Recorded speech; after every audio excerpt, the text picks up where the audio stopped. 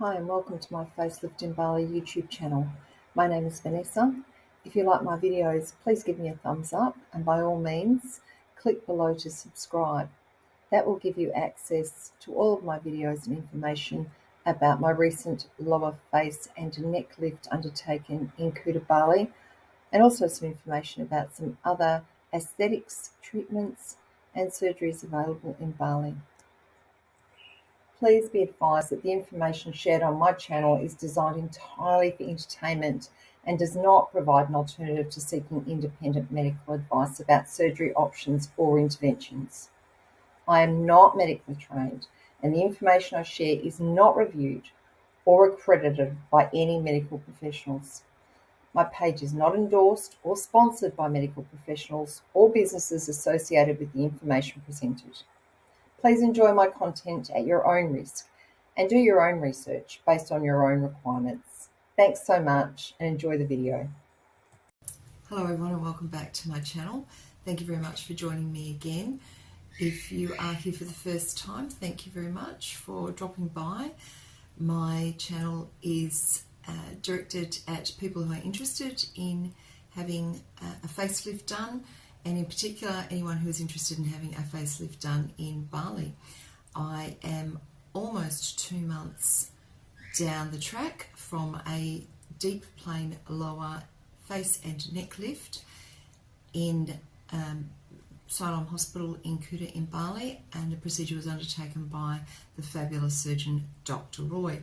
So I have decided today to talk about the issue of expectations versus reality, and there's lots of reasons for doing this. One is that I feel that I'm sort of heading down the track to recovery now, and although I'm still wearing my compression bandage at night and still attempting to sleep on my back, which is an absolute fail, to be quite honest. I found my V-shaped pillow is great because I'll lay it down and then just sort of put this part of my head on the pillow, so this part isn't, but of course, you know, there's a chance that I'm on the side of my face. But at the same time, I feel that I'm probably further down the track now and I don't have to worry about that as much. So the swelling is definitely subsided. I am still quite numb in places and under my chin and around my ear area. It's a real challenge getting this earring in today because I've got no feeling as to whether I'm hitting the hole or not. So there is still quite a lot of numbness.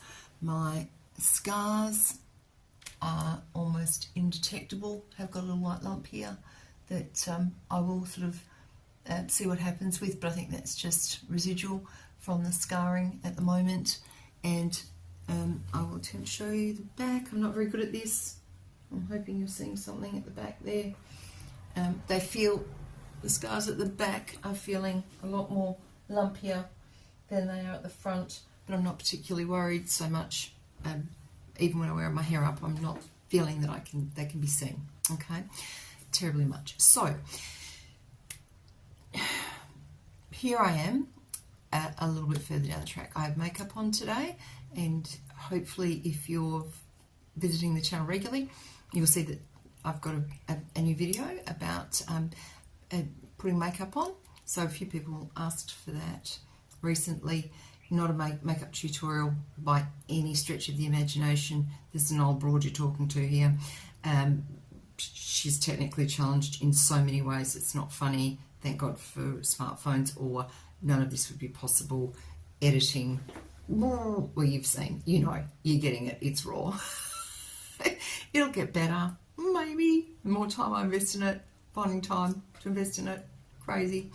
So, back to the subject at hand. Yeah.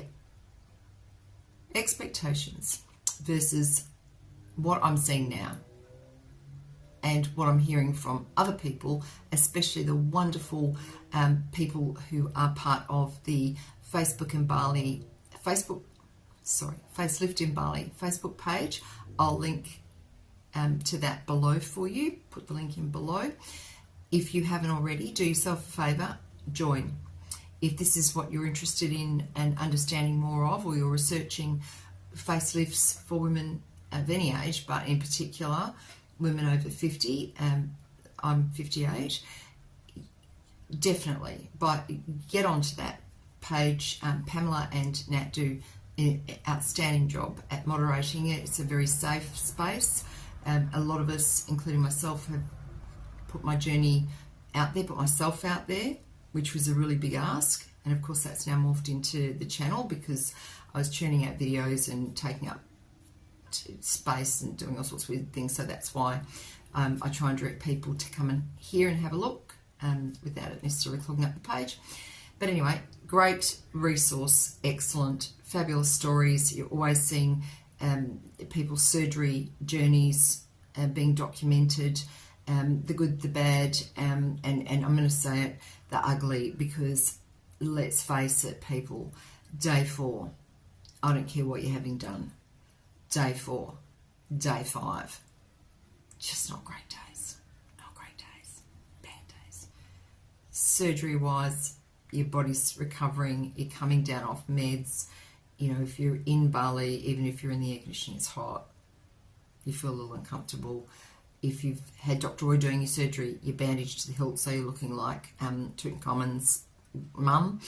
Yeah, it's bad.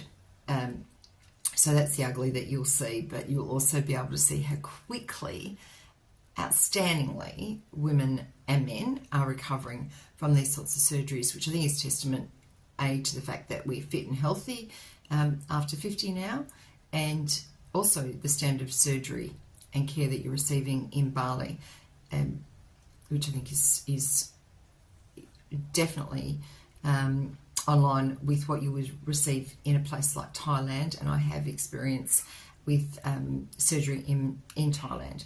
The hospitals are fantastic. The surgeons, Dr. Roy in particular, because I can speak only to that experience, absolutely outstanding. Then you've got your surgeons such as Dr. City at Radiance, who does the eyelid and under eye breath surgery in-house, you know, under twilight anaesthetic or local anaesthetic, I suppose I should say. Outstanding. Honestly, the incision and scar marks are brilliant. I've got a Singer sewing machine that I'm pretty proud of. Even my embroidery Janome doesn't do work like these people do. They close up fantastically. And since coming back to Perth, I have been to see plastic surgeons and cosmetic surgeons to show them the work that's been done, to get a gist of what they think of the quality of the work, and B, to probably just let them know, you know, be on notice that quotes like I got 4 years ago, nearly 5 years ago, for the same deep plane lower face and neck lift at $34,000. You know, they're in for a run at the moment for their money, because you can have the same surgery done with really great results for, you know, a minuscule amount in comparison. I was never going to be able to afford $34,000. I had 3 weddings in 3 years and, you know, all that sort of stuff. And I really would like to stop working soon. So I'm trying to keep as much money as I can for my retirement.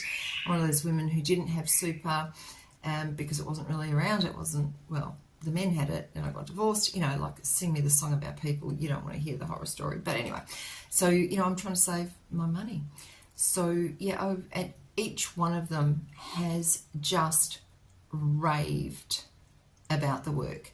Strategically, I don't mention I had it done in Bali first. I wait and I get their, you know, their sort of opinion, and then I hit them up with the fact that I had it done in Bali. First of all, they laugh, then they're a little bit shocked, and then they'll ask how much I paid for it. So hopefully that might put a bit of a fire under them to realise that, you know, they've got a bit of competition.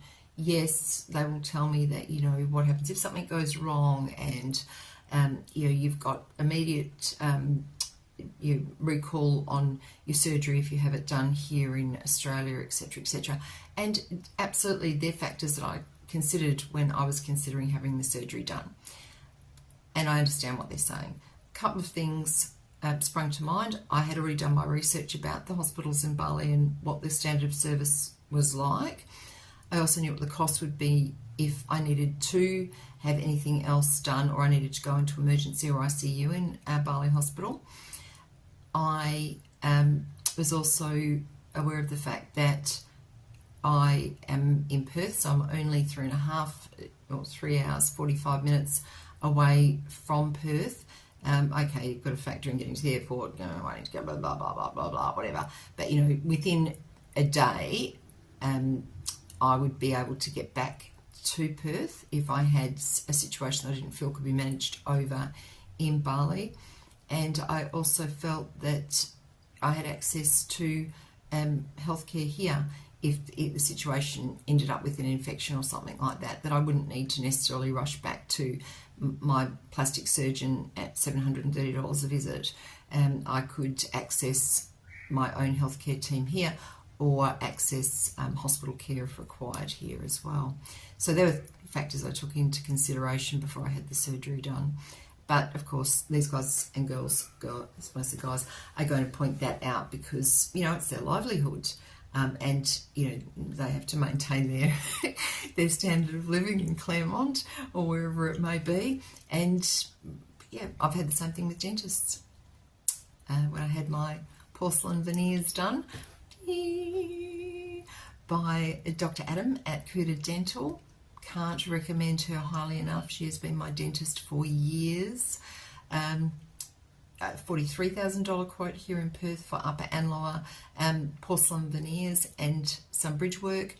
I've only been able to get my top teeth porcelain veneered at the moment because I've run out of time each time I've been back in Bali. But at the same time, she also did 3 lots of bridges and created new, what do you call those teeth that are covered up? I'll come up with it. All that $7,800, and I think it's going to be about $5,000 for the bottom. So I'm going to come out of this, under 20 grand, and they're just so good. They're so good. I mean, my teeth were down to the dentist has said about 43% enamel, etc., on my teeth.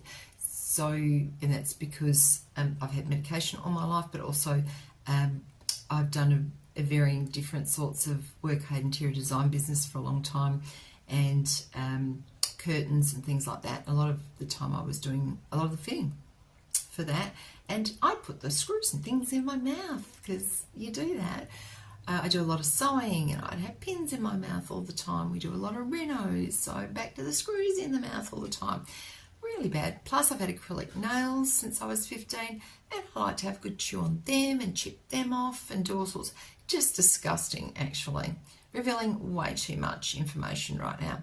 Get back to the subject at hand. Things that I'm looking at now that I think maybe I would have liked done a little bit differently, but again, I really trust the process, and I trust that Dr. Roy ensured that when I came out that I wouldn't look completely different, and that I wouldn't be in a position where I had some really tight skin areas that would have looked very stressed on my face. I definitely didn't want that.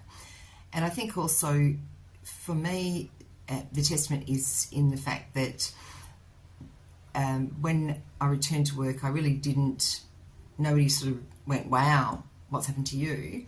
A lot of people said, oh, it looks like you had a really good holiday, you look really refreshed, getting away did you a lot of good, looks like all your stress is gone. That they're the sort of comments that I had, and people really haven't gone, wow, have you had something done? Which is exactly what I'm wanting. I didn't want to have that really sort of intense look. And I think that's also another reason why I had it done at 58 and didn't leave it for another 4 or 5 or even 10 years. So for me, expectations versus reality, definitely I got what I was looking for. I think that it's a natural tendency for us to look at what we've got and forget really quickly from whence we came and the changes that we've had, especially if they're very subtle changes. And in my case, it has been a really subtle change, one that I'm really very impressed with. remembering I only paid $5,500 for the surgery, and because I've had the experience now, I would have no hesitations whatsoever going back in maybe 10 years' time and having something else done, or having a retouch, so to speak, of what's gone on. Dr. Roy assured me that I would have at least 10 years out of this, and that's what I'm looking for, not to be 30 again, and not to think that I've got another 20 years before I'll look like an old lady. I want to age gracefully, remembering, of course, that your face is one part, but there's all the rest of it, isn't there? I mean, I've got the, this thing here, going on, estrogen. Have a look at that video that I was talking about before. It explains a bit about the estrogen issues and how it affects us after menopause. I don't want to look like this part here isn't connected to the rest of me. I want it to blend. So for me, at this point in time, 2 months down the track, reality versus expectations, I've had moments of pause. That's okay. I am still completely and utterly wrapped with the look that I've got. And the more I go back and look at old photos, and I'll attach some of them through the video, I realise that the difference is really remarkable. And it's given me just a nice, refreshed, youthful look that is exactly what I was looking for. We shall see how my neck ages and what happens with jowls, and whether this area here drops any further.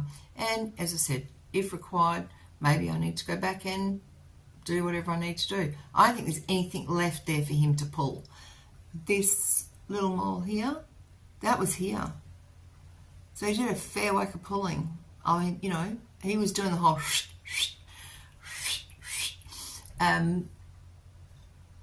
it's really good. Crow's lines, those little crow's feet things. I would normally be Botox there. I've done another video on that. I may look for a little bit of Botox to go in there now. Sort of had this done in Bali. I might look at that. But that was never as much of an issue for me as all this bizzo down here. This to me is what really aged me, and aged me quickly, over a period of less than 5 years. As soon as I'd gone through menopause and no longer had a period, it literally was straight away. Things went downhill. If I look at 10 years ago, I probably look a little bit like this, maybe a little bit of stuff around the jowls, but certainly from sort of 2018 onwards, just not, things were aging rapidly. So before I got too far past that, I went and had the procedure done, and here I am today. So the plan, of course, is to continue to update and let you know some of the results for me as months roll by, and continue to talk about how I'm finding the effects, keeping in mind that you always have to have that photo or video of you previously on hand, because we get used to what we're seeing and then we start picking, faults, etc. We don't want to do that. We literally just want to continue to be happy with what we're seeing. Let me know your thoughts about expectations versus reality, and let me know how your situation has panned out in the comments below. If there are any points that I've missed here, or anything that you've experienced that I haven't experienced to date, and if you're further down the track from this procedure, also let me know what you think the results are as well. It's probably important to remember that when this sort of filming is happening, I've got lots of lights going on. So I've got a ring light over here, I've got a light attached to my camera situation, I've got lots of natural light coming through, so you will see something that's a little bit filtered, I suppose. Not filtered by me, but filtered through the light situation as well. And I always remember my sister was a hairdresser, and she used to do Susanna Carr's hair. So Susanna Carr is a long-term nightly news reporter here for Channel 7. She's been doing it for, I think, about 25 years. And I always remember thinking when she came in, wow, okay, she's not looking like she does on TV. But of course, since then, I've learned a lot about cameras and lighting, and obviously you make not seeing half as of what we would see when you're looking at her every day. And she's still a beautiful woman. She's clearly had work done, etc. But she's still a very beautiful woman. But it's a very different look from the artificial lighting effect that we get when we see people on TV or in movies and things like that. So I just wanted to qualify that here. There's plenty of photos or videos of me in the raw that you will have seen, because I've really made an effort to ensure that any videoing that I'm doing provides you with the bare facts, because I wanted the facts. I wanted to see what people look like in real life, in real time, without filters or anything else like that. So all my photos are unfiltered. I don't apply any filters on any of those apps that make you look whatever brilliant. Can't do that, and I don't see the reasoning for it, because we really truly want to know what is it going to look like after the event, and that helps with that expectations versus reality piece as well, which is pretty important. And I think actually you can see here, so I've got the light coming in here, and on this side I have no light, so it looks like my makeup's a little bit off, but it's not. It's just the lighting effect that you get, which is a good point. Thank you very much for your time. Pop your comments below. Lots of other video ideas, things that will be helpful for anyone that's going into surgery, tips and tricks, things to take with you, things that I found really helpful, things that I took that weren't helpful, just general sort of insights into the recovery initially, after surgery, and then up until now or a little bit later on, and some of the things that have worked for me and have been really successful. A lot of the tips and tricks I've got have come from other people that I have been interacting with, as I said before, on the Facelift and Barley Facebook page. So do yourself a favour, follow the link below, sign up as a member, get involved. We are organising a get-together in Western Australia shortly through Nat, so there'll be a really large group of us all getting together. I think people that have had surgery, and people that are thinking about surgery or booked for surgery, or people who are just really interested in coming along, and their friends and family. People, there's a lot of people want to come along to chat. So it would be fantastic if we get the opportunity to meet each other face to face, if you're going to be there. If you're from a different state or obviously a different country, then I highly recommend getting people together from, if you're a member of the Facelift and Barley page, organising a get together in your own area or state, so you can talk to people who've had the experience, or talk about your fears and concerns in a safe place